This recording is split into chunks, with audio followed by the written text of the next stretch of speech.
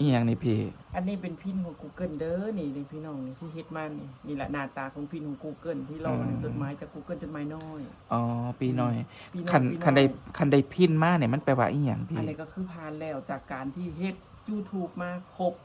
4,000 คนผู้ติดตาม4,000 ชั่วโมง 1,000 ผู้ติดตามถ้าจะได้พินอันนี้มาพี่น้องก็ไปกรอกใส่ในรหัสของเขาแล้วก็นี่สิมีซื้อเฮานี่พี่น้องนี่หน้าตาสิประมาณนี้เด้อพี่น้องเอาไปกรอกใส่ในระบบของเขาก็รอรับเงินได้เลยเนี่ยพี่น้องเฮ็ดคลิปผลิตคลิปอย่างเดียวตอนนี้จ้า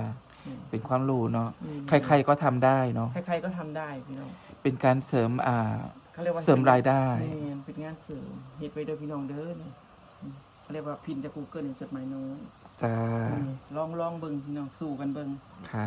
เขาจะเฮ็ดได้เขาก็เฮ็ดได้เนาะพี่ว่าอันนี้ได้แล้วในยุคของหมู่เฮาเนาะที่ว่ามันเกิดก่อนเทคโนโลยีของพวกนี้มันไม่มีแต่พอเป็นยุคใหม่ปุ๊บเนี่ยอะไรก็เป็นรายได้หมดนอกจากเงินเดือนที่ได้จากรัฐให้มานะคะลองสู้กันไปเบิ่งค่ะ